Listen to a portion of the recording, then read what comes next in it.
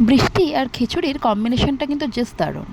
বৃষ্টি হওয়াতেই বরমশাই বলল খিচুড়ি বানিয়ে ফেলে। তার জন্য আমি এখানে গাজর, কুমড়ো, আলু আর টমেটো ডুমো ডুমো করে কেটে রেখেছি। ভেজানো মটর নিয়ে নিয়েছে, আর এদিকে চাল আর ডাল ভালো করে ধুয়ে পরিষ্কার করে রেখেছি। কড়াইতে তেল দিয়ে শুকনো লঙ্কা, তেজপাতা আর পাঁচফোড়ন দিয়ে দিলাম। তারপর কেটে রাখা গাজর, আলু আর কুমড়োটা দিয়ে দিয়েছি। এখানে তোমরা চাইলে বিভিন্ন সিজনাল সবজি ইউজ করতে পারো, আমার কাছে একটাই ছিল তাই একটাই দিয়েছি। কিছুক্ষণ নাড়াচাড়া করে ভিজিয়ে রাখা মটরটাও দিয়ে দিলাম। কিছুটা ভাজা ভাজা হয়ে গেলে এতে লবণ আর হলুদ গুঁড়ো অ্যাড করে নেবো। আমি লঙ্কা গুঁড়োটা এখানে স্কিপ করে গেছি, কেননা খিচুড়িটা আমার বাচ্চাও খাবে, তাই ও তো বেশি ঝাল খেতে পারে না। তারপর টমেটোটা অ্যাড করে নিলাম, তার সাথে ধনে গুঁড়ো আর জিরে গুঁড়োটা অ্যাড করে নিলাম। একটু ভালো করে নেড়ে ছেড়ে নিয়ে ভালোভাবে মশলাগুলো মিশে গেলে ধুয়ে রাখা চাল আর ডালটা দিয়ে দিলাম। তারপর সবগুলোকে একসাথে মিশিয়ে নিয়ে একটু হালকা ভাজা ভাজা হয়ে গেলে আবার লবণ অ্যাড করলাম। যেহেতু হাতে সময় কম ছিল তাই আমি এটাকে প্রেসার কুকারে দিয়ে দেব।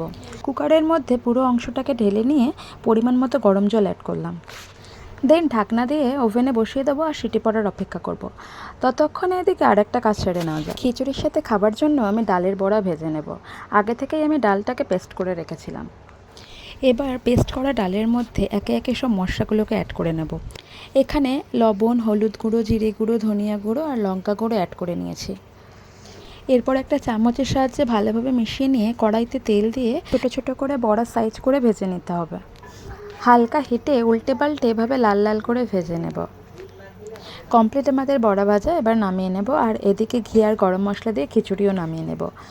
ব্যাস রেডি হয়ে গেল আমাদের মটর খিচুড়ি। এটা দিয়েই তাহলে ব্রেকফাস্টটা সেরে নেওয়া যাক।